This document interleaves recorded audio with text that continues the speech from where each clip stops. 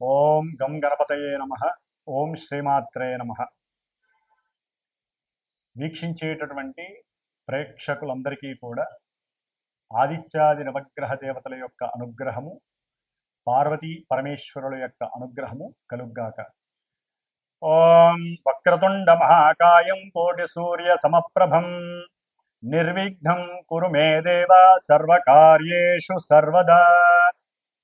ఓం సర్వమంగళ మాంగళ్యే శివే సర్వార్థ సాధికే శరణ్యే త్రయంబికే దేవి నారాయణి నమోస్తుతే.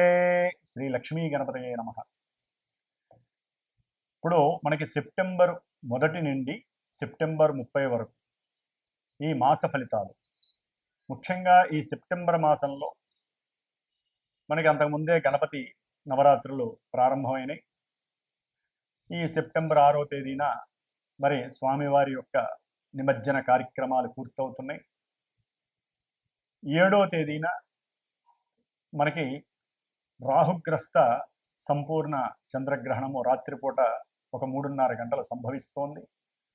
అట్లాగే సెప్టెంబర్ మాసంలో మరి సంకష్టార చతుర్థి, మాస శివరాత్రి, అట్లాగే 22వ తేదీ సెప్టెంబర్ 22వ తేదీన అమ్మలగన్న యమ్మ ముగురమ్మల మూలపుటమ్మ మరి ఆ మహాకాళి, మహాలక్ష్మి, మహాసరస్వతి అయినటువంటి త్రిమూర్తి స్వరూపిణి అయినటువంటి ఆ అఖిలాండ కోటి బ్రహ్మాండ నాయకి అయినటువంటి శక్తి స్వరూపిణి, శక్తి దేవత అయినటువంటి దుర్గాదేవి అమ్మవారి యొక్క శరన్నవరాత్రి, శ్రీదేవి శరన్నవరాత్రి మహోత్సవములు ప్రారంభమవుతున్నాయి. కాబట్టి ఈ భాద్రపద మాసం ప్రారంభమై మధ్యలో అమ్మవారి యొక్క నవరాత్రులు ప్రారంభమై శరదృతువు ప్రారంభమవుతుంది. ఇప్పుడేమో వర్ష ఋతువు. కాబట్టి ఈ ఋతువులు మారే సమయము అమావాస్య 21 సెప్టెంబర్ 21వ తేదీ ఆదివారం అవటం. కాబట్టి ఈ యొక్క ఋతువు మారేటటువంటి సమయంలో మనకి వర్ష ఋతువుకి అధిపతి చంద్రుడైతే శరత్ ఋతువుకి అధిపతి చలి, అంటే శని మహానుభావుడు. కాబట్టి ఈ సమయంలో ఎన్నో రకాలైనటువంటి ఇబ్బందులు, అనారోగ్య సమస్యలు కలుగుతూ ఉంటాయి ఈ యొక్క కాలచక్రంలో మన పంచభూతాల ద్వారా. కాబట్టి మరి అంతరిక్షంలో గ్రహాలు, ముఖ్యంగా రాశి చక్రంలో ఈ సెప్టెంబర్ 13వ తేదీన కుజుడు ఇప్పటి వరకు మేషరాశి నుంచి కన్యారాశిలో ఉన్నవాడు మనకి తులారాశిలోకి సొంత నక్షత్రంలో అడుగు పెడతాడు. అట్లాగే సెప్టెంబర్ 14వ తేదీన కర్కాటక రాశిలో ఉన్నటువంటి శుక్రుడు గ్రహము సింహరాశిలోకి అడుగు పెడతాడు. సెప్టెంబర్ 15వ తేదీన మరి బుధుడు వ్యాపారకారకుడు, బుద్ధికారకుడు, ఆయన సింహంలోంచి కన్యలోకి అడుగు పెడతాడు. సెప్టెంబర్ 16వ తేదీన సూర్య భగవానుడు, మరి ఆయన గురించి మనం చెప్పుకోవాలి. సూర్యుడి నుంచి అన్ని గ్రహాలు తిరుగుతాయి. సూర్యుడే ఆరోగ్య ప్రదాత, సూర్యుడే జీవకారకుడు. తిన్నదరగాలన్నా ఆయన యొక్క అనుగ్రహం ఉండాలి. మరి ఆయన తన యొక్క స్వక్షేత్రంలో ఉన్నవాడు సెప్టెంబర్ 16వ తేదీన కన్యారాశిలోకి వస్తున్నాడు. సొంత నక్షత్రంలో ఉండి అడుగు పెడుతున్నాడు. కాబట్టి ఈ విధంగా మనకి మాస గోచారంలో ఈ 4 గ్రహాలు రవి, బుధ, శుక్ర, కుజగ్రహాలు ముఖ్యమైనటువంటివి. ఈ 4 గ్రహాలు మనకి ఈ మాసంలోనే 13, 14, 15, 16 తేదీల్లోనే మారుతున్నాయి రాశుల్ని. మిగతా గ్రహాలు గురుడు మిథున రాశిలో ఉన్నాడు, ఆయన అక్టోబర్ 20 వరకు ఉంటాడు. ఆ తదుపరి మనకి శని భగవానుడు వక్రించి నవంబర్ ఎండింగ్ వరకు ఉంటాడు మీనరాశిలో. రాహువు చూస్తే కుంభరాశిలోనే ఉన్నాడు, కేతువు చూస్తే సింహరాశిలో ఉన్నాడు. కాబట్టి ఈ విధంగా కాలచక్రంలో మనకి గోచార చక్రం ఈ విధంగా కనపడుతోంది మనకి. మరి ఈ యొక్క సెప్టెంబర్ 22వ తేదీన దుర్గాదేవి శరన్నవరాత్రి ఉత్సవాలు ప్రారంభమై అక్టోబర్ 2వ తేదీన దాదాపుగా 10 రాత్రులు, దశరాత్రులు అమ్మవారికి నవరాత్రులు కాస్త 10 రోజులు గడుస్తున్నాయి. 11వ రోజు కూడా జరుగుతోంది. కాబట్టి 11 రోజులు అమ్మవారు మనకి దివ్య భిక్షని అందజేస్తోంది. అమ్మవారిని స్తుతించటానికి, అమ్మవారి అలంకరణలు చూడటానికి, అమ్మవారి యొక్క నామస్మరణలు మన నోటితో ఉచ్చరించటానికి యజ్ఞ యాగాదులు, పూజలు, పునస్కారాలు, ప్రసాద నివేదనలు, ఇట్లా అమ్మవారికి సమర్పించేటటువంటి అన్నీ కూడా మళ్ళీ మనకి అమ్మవారు మనకి ఇచ్చేటటువంటి యోగ్యకరమైనటువంటి కాలాలు ఈ సెప్టెంబర్ మాసంలో మనకి 11 రోజులు అక్టోబర్ 2 వరకు నడుస్తుంది. కాబట్టి ఆ అమ్మవారి యొక్క దివ్య మంగళ స్వరూపము, ఆవిడ యొక్క దివ్య అనుగ్రహము ప్రపంచానికి అట్లాగే భూలోకం మొత్తానికి అంతరిక్షంలో ఉన్న గ్రహాలన్నిటికీ ఆవిడ యొక్క శక్తి ప్రసాదింపబడి మనందరి చేత పూజలు అందుకున్నటువంటి అమ్మవారు మళ్ళీ మనకి జ్ఞానభిక్షని మోక్షభిక్షని ఇక్కడ భూమి మీద మనం బతకడానికి కావలసినటువంటి అన్ని రకాలైనటువంటి భిక్షలని అందచేయాలని కోరుకుంటూ అందరినీ ఆశీర్వదిస్తూ ఈ సెప్టెంబర్ మాసంలో ఏ రాశుల వారికి ఏ విధమైనటువంటి ఫలితాలు గోచరిస్తున్నాయి, మేషరాశి నుంచి మీనరాశి వరకు ఏ ఫలితాలు వీరికి లభిస్తున్నాయి అనేటటువంటి విషయాన్ని మనం ఇప్పుడు తెలియజేద్దాము. ఓం గం గణపతయే నమః. మేషరాశి వారికి సెప్టెంబర్ 1 నుంచి 30వ తేదీ వరకు గ్రహస్థితులను కనుక గమనించినట్లయితే ముఖ్యంగా సూర్య భగవానుడు సెప్టెంబర్ 16 వరకు కూడా 5వ స్థానమైనటువంటి తన యొక్క స్వక్షేత్రములో సింహంలో ఉండటం ద్వారా కొంత ప్రభుత్వపరమైనటువంటి లావాదేవీలు, ఆర్థిక విషయాలు, గవర్నమెంట్ ఉద్యోగస్తులకి కొంత లాభదాయకమైనటువంటి పరిస్థితినే చెప్పుకోవాలి. అయితే ఏంటంటే 5వ స్థానంలో రవి ఉండటం అనేటటువంటి సంతానహీనత్వాన్ని, సంతానపరమైనటువంటి సమస్యలు కేతువుతో కూడా కలిసి ఉండటం వలన కొన్ని ఇబ్బందులు కలుగుతాయి. అట్లాగే బుధుడు కూడా మరి సెప్టెంబర్ 15 వరకు కూడా సింహరాశిలో రవితో కలిసి ఉండటం వలన వీరికి బంధువుల యొక్క సహాయ సహకారాల విషయంలో కొంత అనుకున్నటువంటి అనుకూలమైనటువంటి పరిస్థితులు కనపడట్లేదు.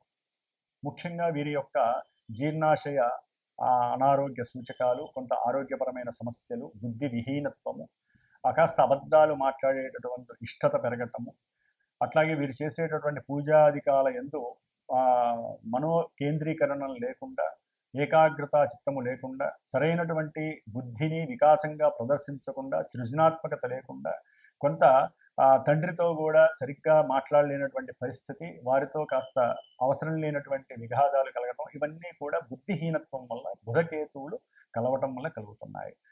అట్లాగే తర్వాత ఈ రవి మరియు బుధుడు సెప్టెంబర్ 15 తర్వాత కన్యారాశిలోకి వచ్చినప్పుడు వ్యాపారాలలో మంచి వృద్ధి కలుగుతుంది. మేషరాశి వారికి చేసేటటువంటి వృత్తి ఉద్యోగాదుల్లో గవర్నమెంట్ పరంగా వీరికి చాలా అనుకూలమైనటువంటి పరిస్థితులు, ఉద్యోగం కోసం వెతుకుతున్న వాళ్ళకి ఉద్యోగాలు లభించటం, కార్యసాధన అట్లాగే కార్య సఫలీకృత జరగటం అనేటటువంటిది ఈ రవి బుధుల వలన సెప్టెంబర్ 15 తర్వాత మేషరాశి వారికి కలుగుతుంది. అయితే వ్యాపారంలో విక్రయాదులు అంటే వ్యాపారంలో లాభ నష్టాల తీవ్రత తగ్గుతుంది, అమ్మకాలు జోరు ఎక్కువ అవుతుంది.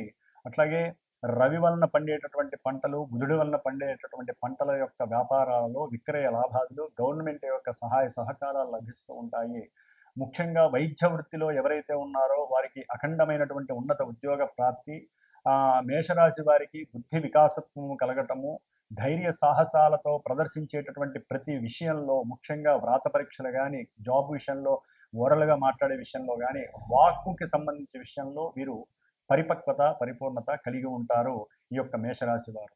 మరి శుక్రుడు మేషరాశి వారికి సెప్టెంబరు 14 వరకు కూడా చక్కగా చతుర్థ స్థానంలో ఉండటం వలన ఉన్నతమైనటువంటి గృహ ఉపకరణాల విషయంలో కొనటము, వాటిని ఆనందించటము, విందు వినోదాల్లో పాల్గొనటము, చక్కగా కుటుంబంతో గృహంలో శుభకార్యాలకు వెళ్ళటము, దూరంగా ప్రయాణాలు చేయటము, భార్యాభర్తల మధ్య అన్యోన్యత సఖ్యత ఉండటము, సరైనటువంటి భోజన సదుపాయము మేషరాశి వారికి కలగటము, ఏదైనా ఒక కొత్త వాహనాన్ని కొనేటటువంటి అవకాశం లభించటము, బ్యాంకు యొక్క సహకారం లభించటము జరుగుతుంది. ఆయన ఎప్పుడైతే 5వ స్థానంలోకి వస్తాడో సింహరాశిలోకి, లలిత కళల్లో ప్రావీణ్యత పెరుగుతుంది మేషరాశి వారికి. వాటి యందు ఆసక్తి, పట్టుదల పెరుగుతాయి.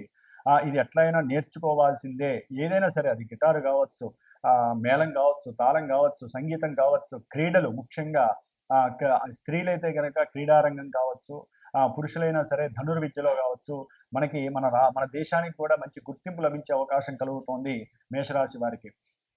కాబట్టి శుక్రుడి యొక్క అనుకూలత కొంతవరకు బాగానే ఉంటుంది, కానీ సంతానపరమైనటువంటి విహీనత్వము, ధనపరంగా కొంత మోసపోయేటటువంటి పరిస్థితి సెప్టెంబరు 14 తర్వాత శుక్రుడు కేతువుతో కలిసి ఉండటం వలన కొంత భార్యాభర్తల మధ్య వాగ్దోషము కలుగుతుంది.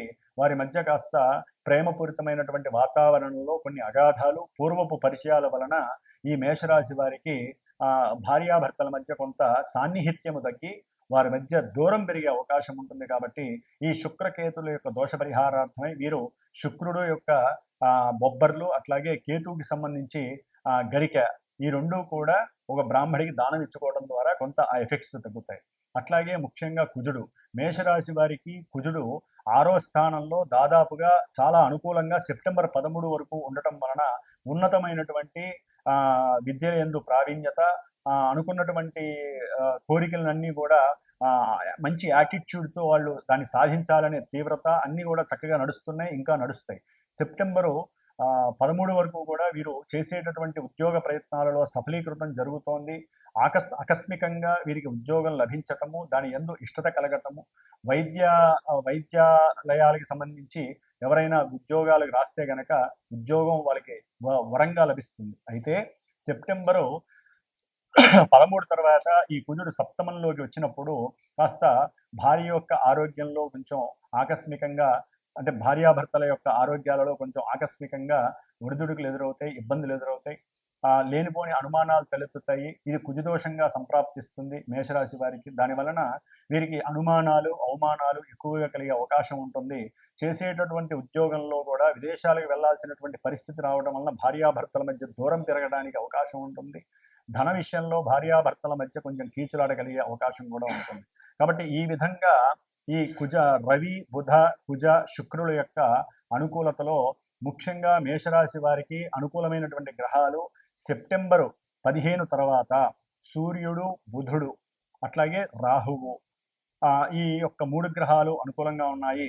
గురుడు, అట్లాగే శుక్రుడు, శని, కేతువు, ఈ గ్రహాలు, మరి కుజుడు, ఈ గ్రహాలన్నీ కూడా కొంత ఇబ్బందికరమైనటువంటి పరిస్థితులు కలుగజేస్తున్నాయి. కాబట్టి ఆ గ్రహాలకి సంబంధించి మీరు ఏదైతే ఇందాక చెప్పానో ఆ గ్రహాలు ఏదైతే ఇబ్బందులకరంగా ఉంటాయో ఆ గ్రహ స్తోత్రాలు చదవండి. ఆ గ్రహాలకి సంబంధించినటువంటి ధాన్యాలు భూమిలో వేసిన తర్వాత అవి మొలకలు వచ్చాక ఒక వారం 10 రోజుల తర్వాత గోమాతకి గనక పెట్టినట్లయితే మీకు చక్కటి, ముఖ్యంగా మేషరాశి వారికి సంబంధించి భార్యాభర్తలు గనక ఇద్దరు గనక కుజుడు ముఖ్యంగా కందులు ప్లస్ బొబ్బర్లు భూమిలో వేస్తే చక్కగా మొలకలు వస్తే ఇద్దరు కలిపి గోమాతకి తినిపించండి. భార్యాభర్తల మధ్య కొంత అనుకూలమైనటువంటి పరిస్థితులు కలుగుతాయి. కాబట్టి చేసే ప్రయాణాల ఇష్టత పెరుగుతుంది, దూర ప్రాంతాలకు వెళ్ళే అవకాశం ఉంటుంది, చేసే విషయాల్లో లాభ ఆసక్తి కూడా ఉంటుంది.